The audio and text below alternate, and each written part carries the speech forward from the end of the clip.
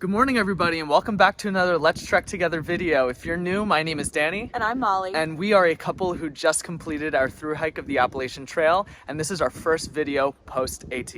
Today we are doing a hike in the Pocono Mountains in Pennsylvania, and we thought we'd take you along with us. We're also going to tell you about our insane summit story on top of Katahdin.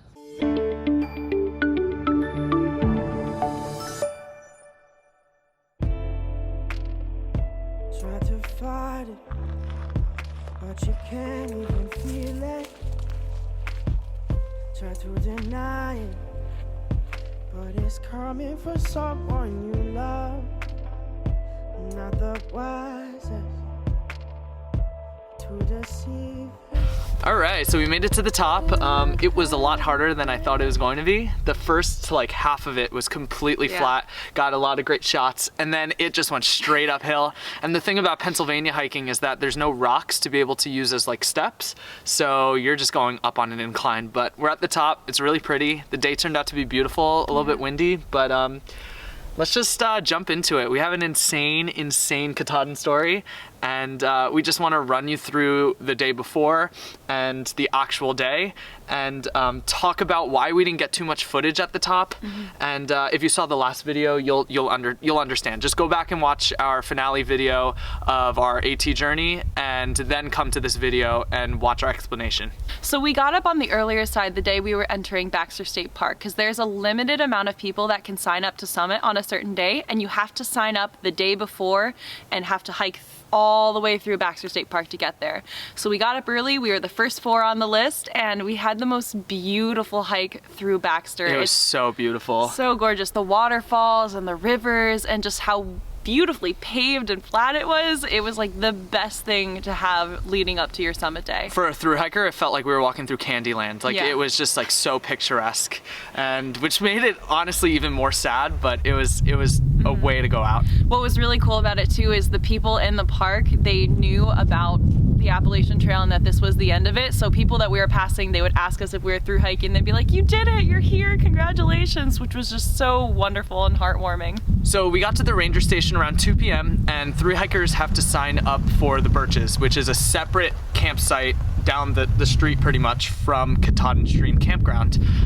We knew it was gonna rain later in the day, and what was really sad is that they boarded up the shelters at the Birches, so we were just gonna have to tent camp pretty much the rest of the night, which absolutely sucked in our heads. Yeah. But we got to the ranger station, and there was actually a southbounder on October 8th starting his AT journey, and and he got to the ranger station, and he said, he pretty much said that he wanted to give up his reserved Katahdin Stream campground, and he just wanted to give it up. And so Molly jumped on it and was like, "Hey, we're about to summit the next day, can we take your camp spot?" And he was like, "Yeah, absolutely." So that was just an absolutely amazing gift that the trail provided. And so the thing is that the camp spots on Katahdin Stream all come with their individual shelter for 4 people. So instead of just having a plot to put your tent up, there's an actual shelter, which is ideal because it was supposed to pour all night. And when we dropped our stuff off at the campsite, it just started pouring. We were so blessed.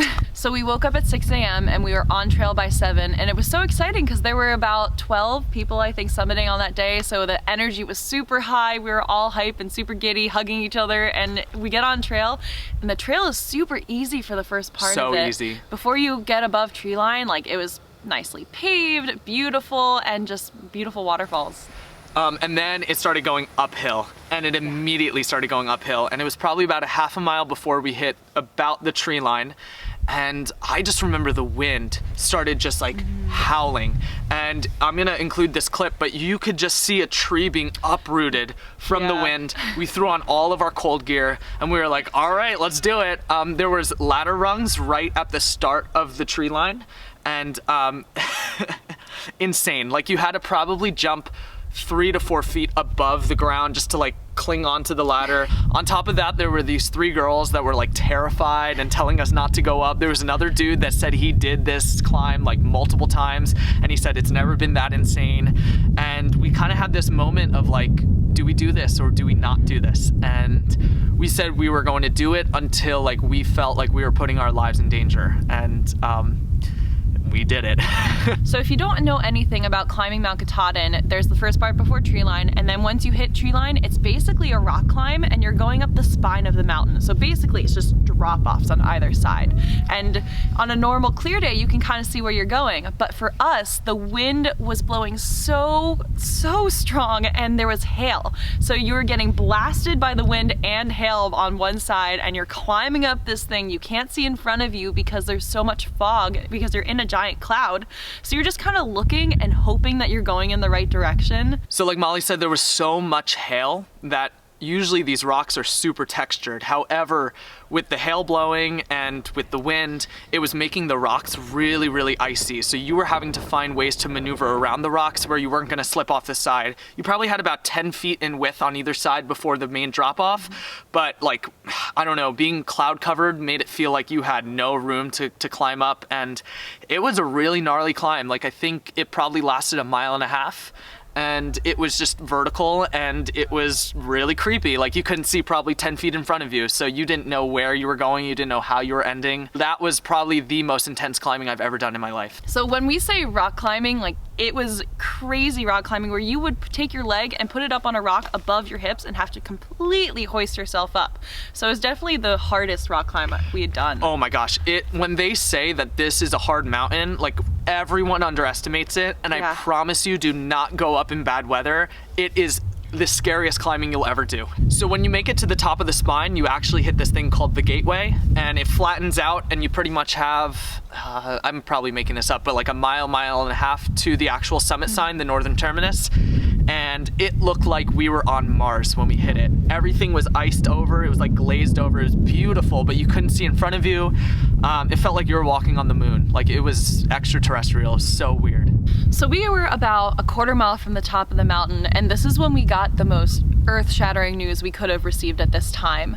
If this wasn't already a scary summit, this just kind of sent it right over the edge. So there was a group of hikers coming down from the summit, and they all looked a little uncomfortable, and they came up to us and they said, "Hey, we don't want to ruin your summit, but we got to tell you something." And at that point, like, your mind is racing, you're almost at the finish line of this insane journey that you've had. Like, what on earth could they tell you that would be so scary? Keep in mind, we were at mile 2,192. Like, this was a 6-month journey that we were waiting. Like, this was a moment that we dreamed about, I think, for like, honestly, since the beginning, but for like 3 or 4 months. And the news was, they said to us, they said, "Hey, like, there's a dead body at the top of the mountain right next to the sign." So we had absolutely no idea how to process that in the moment. Kyle and Corey were, I think, at the summit already when we received that news. They were already a quarter mile ahead of us. And we were with, I think, 6 or 7 other thru hikers that we were bouncing around with for the past month. And all of us like looked at each other and we were like, oh my gosh, what do we do? Like, are we still gonna summit? Like, are we gonna see the body? Like, there were so many questions running around in our head. And I think at least Molly and I's decision was that if Kyle and Corey was already up there, like, we're gonna go because we promised that we would summit with them. I think we had to make this promise that like we were gonna be very respectful up at the sign. I think originally we were gonna take all of these videos like cheering up at the sign, and we just didn't feel like it was appropriate for the time. So we made the decision to go up. I think the rest of the thru hikers made the decision to go down and summit it another day, which I respect both decisions. We made it to the top. We saw the body. It was probably about, I don't know, 20, 30 feet from the sign. The man looked like he was not clothed properly for the hike. It was really sad to see. But we got up there, we took our photos. It was a very somber moment, but it was just a good reminder that Mother Nature's not to be messed with, and that you have to always go prepared, and you always have to have an alternate plan. Yeah, it was just a crazy day, and it ended our thru hike in a crazy way. So yeah, I think that's pretty much our story. It's a very short story, but like we just wanted to explain what happened since we didn't do a good job in our finale footage of our AT vlogs. If you guys have any questions in regards to that, we don't want to go into too much detail about the body or the death, just to be respectful to that man and his family. But There was an article, I think, posted online about it, so we'll link that in the description below so you can read for yourself if you want to. Along with that article, the day we showed up to Baxter, I forgot to mention this, there was another man who passed away on Knife's Edge, which is a really crazy trail going up to Baxter Peak. And so there were 2 deaths in the 2 days that we were in Baxter State Park. So I don't think that's a common thing. However, if you're gonna venture to Baxter, please, please, please make sure that the weather is good before climbing. It is not a mountain to be messed with. I hope you guys enjoyed this video. If you guys did watch our finale AT vlog, you will know that we kind of dropped something that we might be doing in the future, and we don't want to say it just yet, but we are going to announce it probably in the next video. Yeah, our lives are gonna take us in a very, very different path, and we're gonna keep this channel up, and we're gonna go down that direction. So we hope that you stick with us. We hope that you enjoyed this. If you have any other questions, comments, concerns, drop them down in the comments. Feel free to message us. Go follow our Instagram, TikTok, Facebook, all of it, all of our social medias. You're not gonna wanna miss the news that's coming up. Not gonna wanna miss it. Okay, so I think we're gonna hike back down Camelback now. Make sure to like this video and subscribe to our channel so you don't miss any exciting news coming up. And as always, let's trek together. Can I hide away above it all in the silence? It's conceited, 'cause it believes that